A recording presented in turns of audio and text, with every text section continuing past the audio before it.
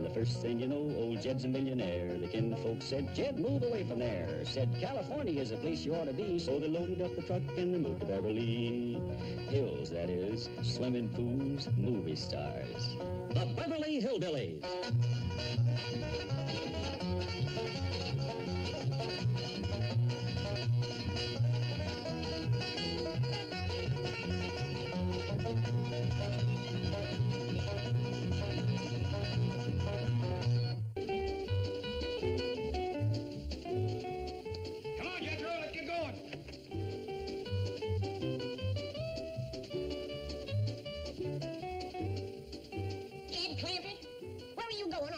Morning, dressed up like Saturday night. To Hollywood, to that moving picture studio Mr. Drysdale bought for me. What you gonna do over there? Well, make pictures, I reckon. Seeing as I own the place, least I can do is give him a hand. It ain't hands they need over there in Hollywood. It's heads. It's heads. The whole kit and caboodle of them. Granny, I got to admit, them movie folks do act like there's a few straws shy of a bale. Their thinkers are puny. Why, the sun was shining bright as you please outside. Where do you think they were making and shooting pictures?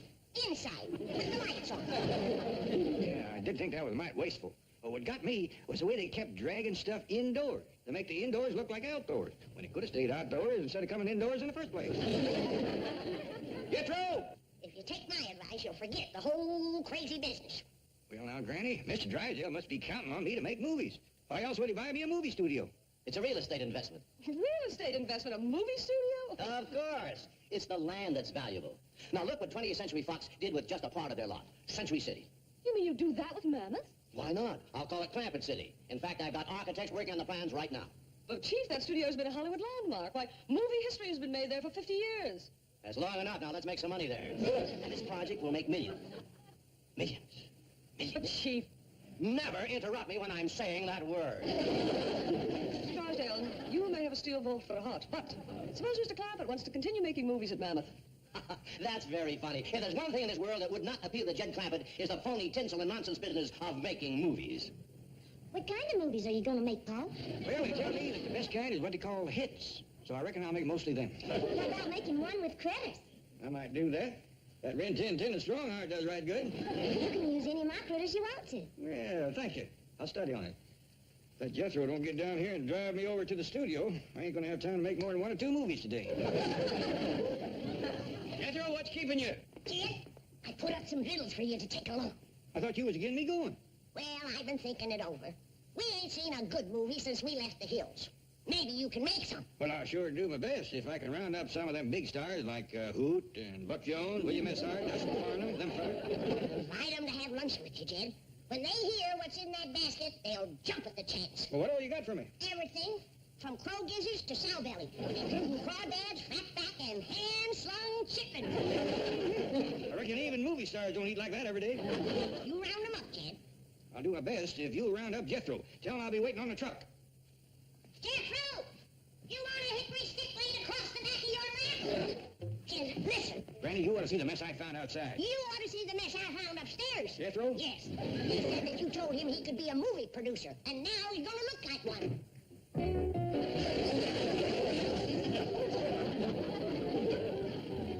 What do you say, Don? You want to be in pictures? I'll go cut a hickory stick. J.D., the way I size up this here picture biz, you have got to be boffo with the box office to recoup your widescreen. And I mean, that's even before the director yells negative. There is producer talk. What does it mean? I don't know. I seen these producers over at your studio yesterday, and that's the way they talk. And this is the way they looked. You mean getting green around the gill? You want to take him to the woodshed tonight? Granny, I kind of think that cigar done whooped him first. Uncle Jed, would you mind if I commence producing movies tomorrow? Oh, go on up and go to bed, Jed.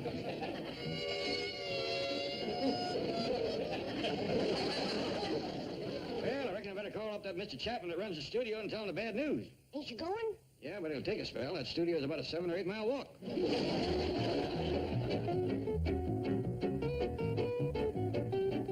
No wonder Drysdale wants to turn this studio into a real estate development.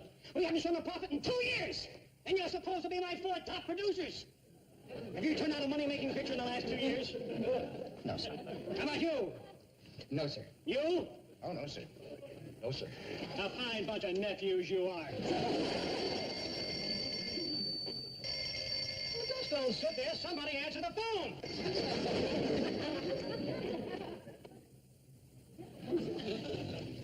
Conference room. Oh, I'm sorry, Mr. Chapman cannot be disturbed. I'll be tied up all day. Goodbye, Mr. Clampett. Wait a minute. He owns the studio. Call him back.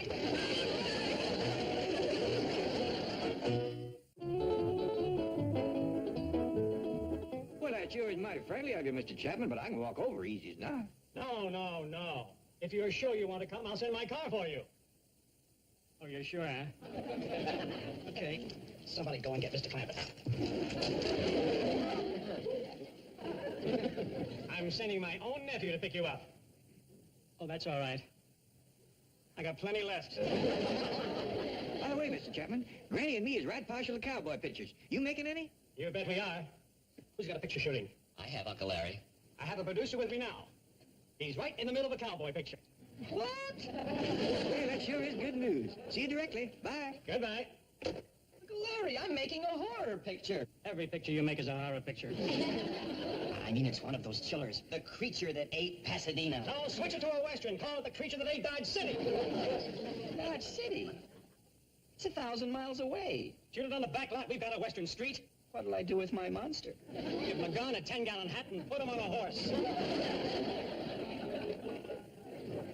Uncle Larry, I have been yesing you for 4 years. For 4 long years.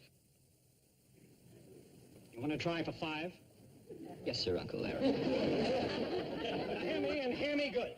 Our one chance to keep this studio open is to keep Jed Clampett happy. If he loses interest, that banker will come in here with a bulldozer and we'll all be selling used cars. Our own. Understand? Yes, sir, Uncle Larry. You see that he gets the most beautiful office in this studio. Yes, sir, Uncle Larry. And you see that he gets the most beautiful secretary. Yes, sir, Uncle Larry. Oh, are you going to stay here? Where can I go? I just gave up my office and my secretary.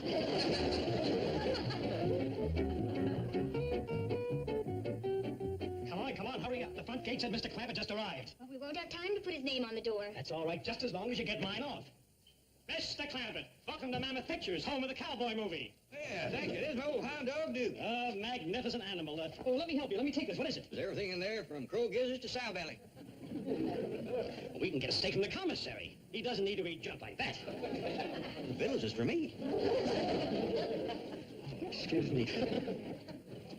Oh, Miss Swenson, this lovely young lady is Miss Swenson. She's going to be your secretary. Yeah, howdy, ma'am. How do you do, Mr. Clampett? She'll be your girl Friday. Oh, well, I'll see you then. That simply means she's going to be your assistant. She'll have the office next to yours and be at your beck and call constantly. Would you mind showing Mr. Clampett to his office, please? I must be running. Excuse me, please. Certainly. Right in here. Well, so long. Come on, Duke. Well,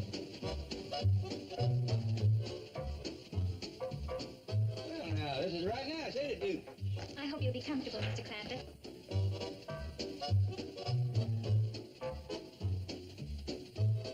Hey, you got a right nice office, too. Oh, no, Mr. Clampett, this is yours. I'll be out there in the reception area. Oh, well, all right, that's the way you want it. Yes, it is. You see, I'll be taking calls and receiving visitors. Pretty as you are, I bet you get a lot of them, too. No, Mr. Clampett, you're the one who'll have the callers. Oh, that's mighty flattering of you, ma'am, but don't let these fancy duds fool you. I ain't much of a ladies' man. Yes. Well, is there anything I can do? Would you like me to set up a luncheon appointment for you? Yeah, yes, I would. I'd like you to invite Hoot Gibson, William S. Hart, and Dustin Farnham to come over and share victuals with me. Well, you too, of course. Mr. Clampett, you must be joking. Shucks, no, there's plenty here for all of us.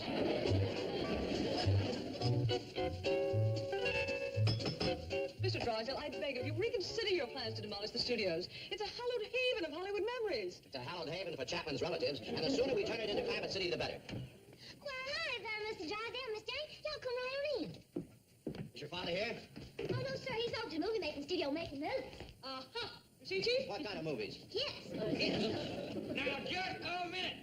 Hits is what I'm going to make. Who says he's going to make his? Well, okay then. I'll just make blockbusters and smashes. Just look. What do you say, Donald? You want to be in pictures? As a matter of fact, I do. You do? Yes. What am I supposed to say now? What is this nonsense? You can't be serious about making movies. The heck I ain't. I'm gonna be the biggest producer in Hollywood. I'm gonna get me the biggest stars. Fellers like, Kim Novak. And I'm gonna make singing, talking, dancing musicals with the Anders sisters and the Warner Brothers. And I'm gonna... What, Jethro? I'm gonna go back to bed. This movie producing is killing me.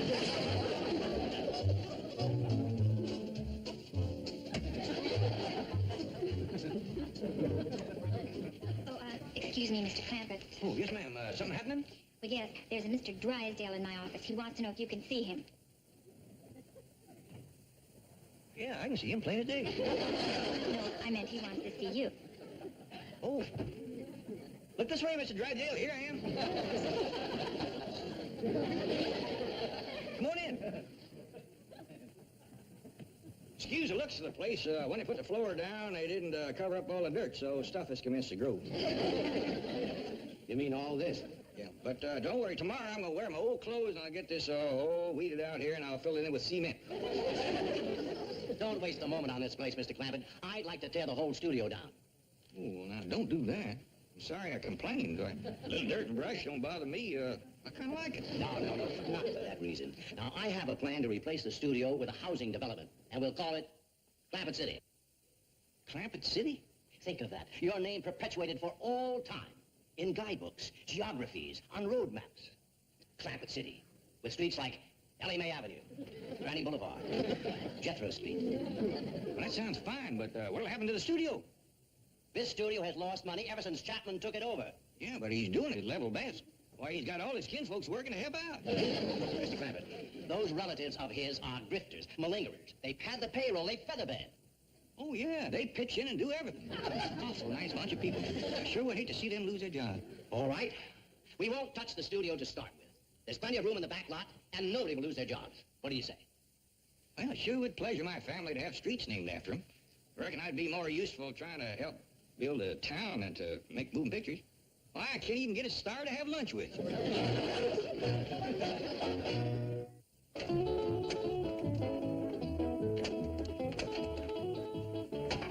Jethro, you can put them stakes on the truck. I reckon we got enough to lay out our streets. Yes, sir, Uncle Jet. Boy, we sure gonna need a lot of string. Don't worry about that. Granny's been saving string since year one. I'm all ready to lay out Granny's Boulevard. All right, climb aboard, everybody. Jed, where did you say our town's gonna be? Oh, out behind the studio on something they call a back lot. Clampett City, here we come. Lunch, everybody. How long have we got for lunch? Half hour. You can take longer, sis. Oh, sure, you take an hour, Mom. Thank you, son. Gee, how come Uncle Larry made him a producer and me just an extra? Be quiet. We're all eating, aren't we?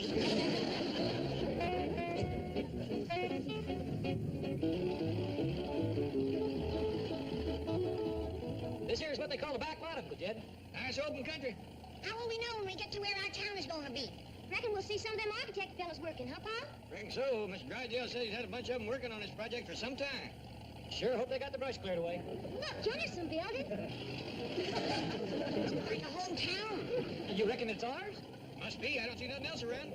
Them architects sure been a-working. Looks kind of old-fashioned to me. Just the kind of town I like. Pull up and step, Jethro. Let's see what we got.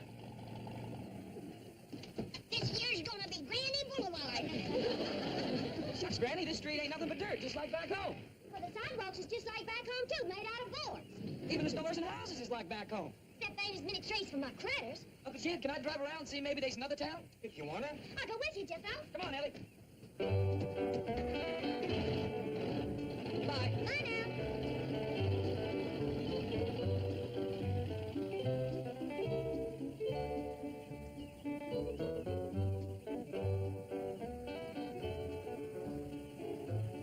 I'm glad it looks like back home.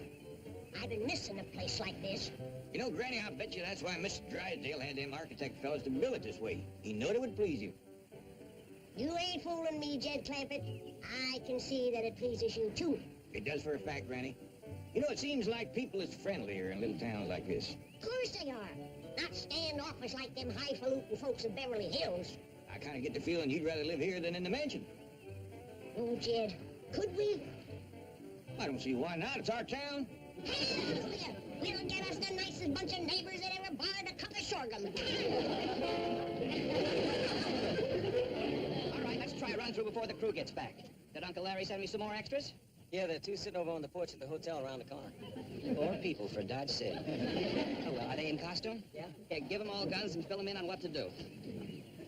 Now, here's the new ending we came up with at lunch. You're headed for the hotel. The people are shooting at you, but that doesn't stop you. Mom comes out, starts beating on you. You knock her down, walk right over, right on into the hotel, and you start to tear the place apart. Fine hotel. Ain't one room in the whole place. I reckon maybe them architect fellas just ain't had time to finish it. Give us something to do. Look, Jed, here come some folks. Yeah, now, first settlers. Doggone, Granny, it looked to me like that man a toting gun. Hope we ain't got troublemakers right off the bat. We'll find out. Hi, folks. Welcome to town. Hi, here's a gun for you. Here's one for you. Here's yours, Ma. Thanks, son. What do we need these for? Let's shoot the monster, creature from Yucca Flats. Why do we want to do that? To keep him from coming into town. Well, now, hold on. Granny and me were just having a talk about that. We aim for this to be the kind of a town where folks is friendly and neighborly. Jed, A town where everybody's welcome. Jed, What is it, Granny? look, a coming.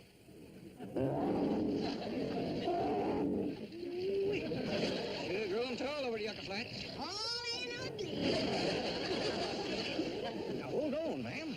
I grant you he might not be your first choice for a moonlight hayride, but that ain't no call to go shooting at him, especially his first trip to town. Why, a good hot bath and a nice... Hey, you two are just downright mean. Look, Jed, they're going after him tooth and nail. Well, they ain't making him feel a bit welcome. Uh-oh, he got his gander up now. Howdy, stranger. How things in Yucca Flat? Don't blame me for being a mite riled, but on behalf of Granny and me, I want you to know that you're welcome in Clampett City. Hey, so guilty. Let's get out of here, Granny. You think he's mad now? Wait till he finds out there ain't no rooms in that hotel.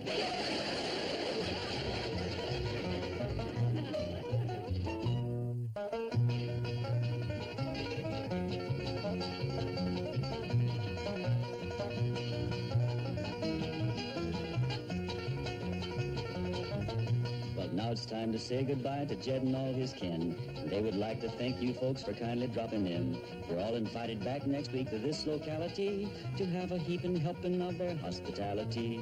Hillbilly, that is.